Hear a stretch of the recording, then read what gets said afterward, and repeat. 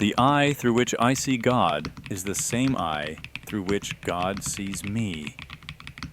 Meister Eckhart. Some say the third eye is a myth. Others say it's a metaphor. But ancient mystics, they knew it was real.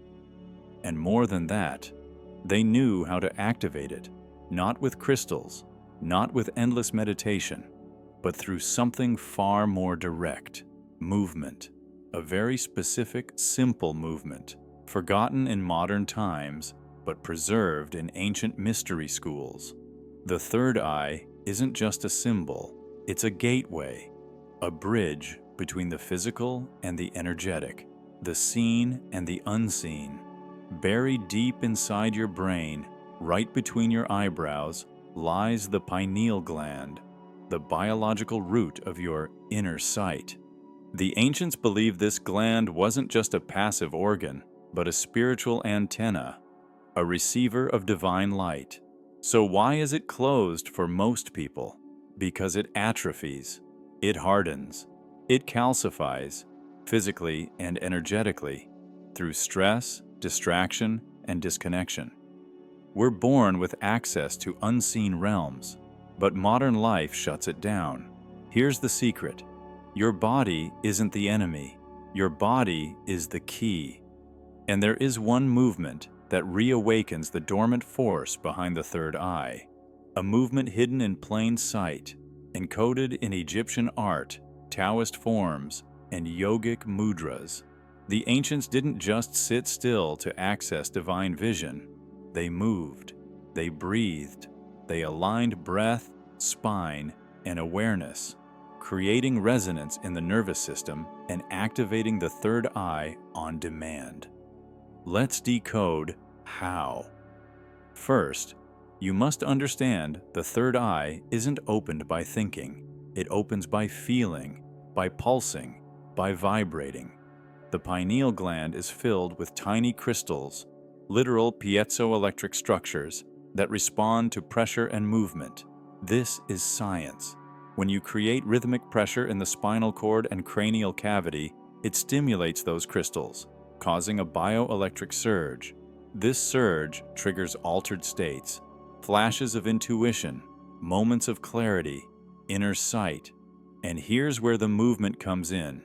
The spinal wave, a gentle undulation that moves from the sacrum to the crown, creating internal rhythm. This motion, synced with deep nasal breathing, begins to pump cerebrospinal fluid upward, bathing the pineal gland and waking it up. Think of it like a tuning fork. The rhythm, the vibration, begins to resonate through your whole system. This is what ancient Egyptian priests practiced during temple rites. This is why depictions of deities often show elongated foreheads, serpents rising from the brow, and still bodies in perfect posture. It wasn't random, it was energetic engineering.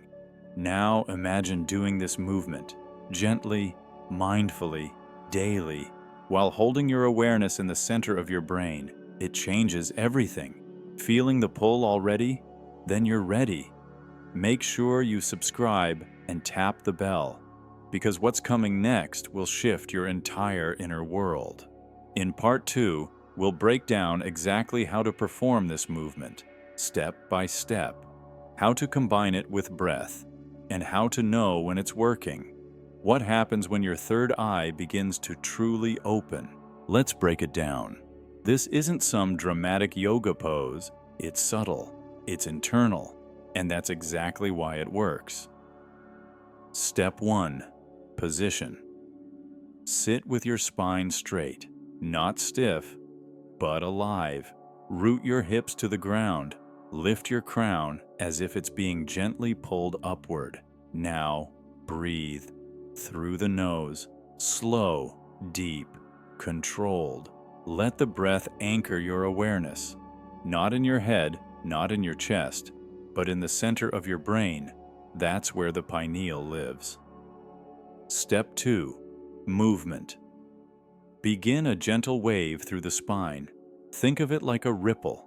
From the base of your spine, the sacrum, Allow the motion to rise upward, vertebra by vertebra. It's not a big movement. In fact, someone watching you might not even notice it. But internally, you'll feel it. Each undulation begins to massage the spine, pump the cerebrospinal fluid, and create a resonant vibration up the central column.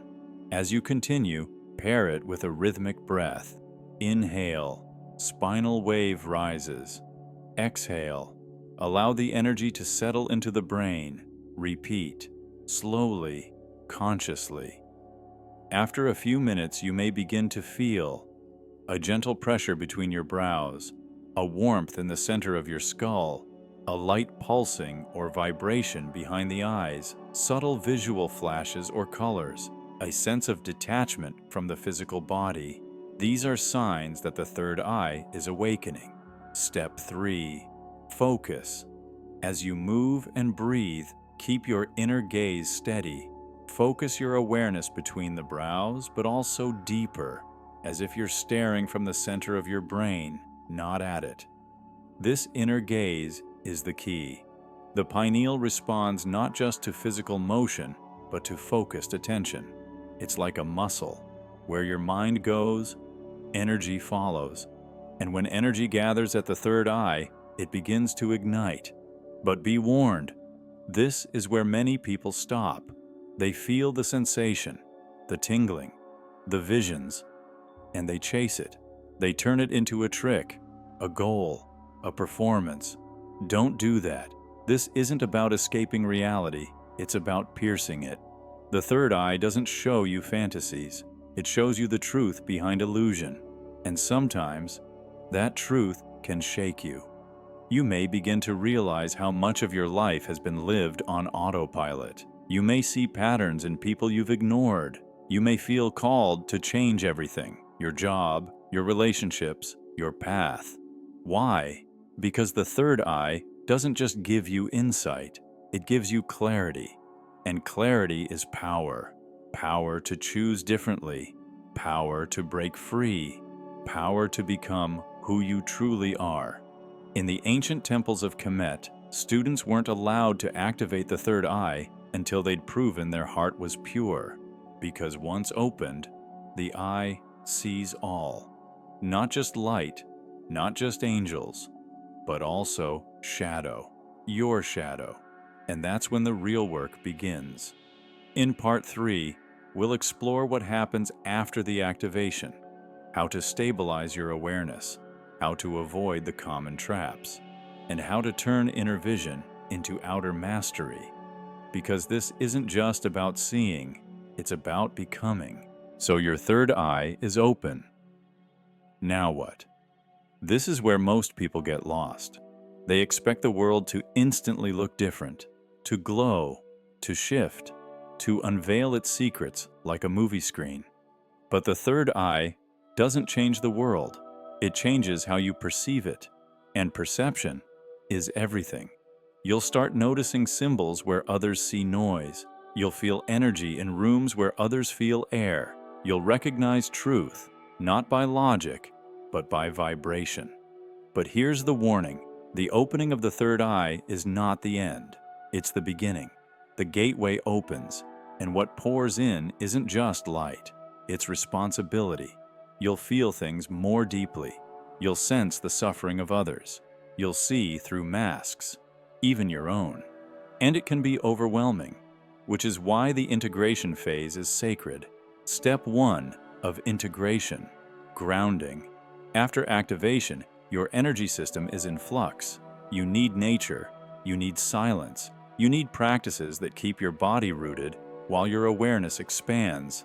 Walk barefoot, breathe slowly, eat whole foods, touch the earth. Step 2. Discernment. Not every vision is a message. Not every insight is truth. The third eye opens the door, but it's your heart that deciphers what's real. Stay humble, stay clear, stay connected. Step 3. Devotion. Make your practice sacred, not as a performance, but as a return. Return to self, to spirit, to truth. Each time you perform the movement, Each time you breathe with intention, each time you tune in, not out, you strengthen the circuitry of awareness, and eventually, you no longer need to try. The vision is simply there, always present, always guiding, always whispering. The third eye isn't just about seeing cool things, it's about seeing with clarity, with courage, with compassion. The ancient masters didn't open the third eye to escape the world. They opened it to serve the world. Because when you can see clearly, you can love more deeply, you can act more wisely, you can live more truthfully. This simple movement is a key, but you are the door. So the real question is, will you walk through it? If you've ever felt that inner nudge, like something is waiting for you beyond the veil, maybe this was it. Maybe now is the time. So tell me, have you ever felt a sudden sense of clarity or inner vision, even without trying? What do you think it really was? Drop your story in the comments. I'm listening.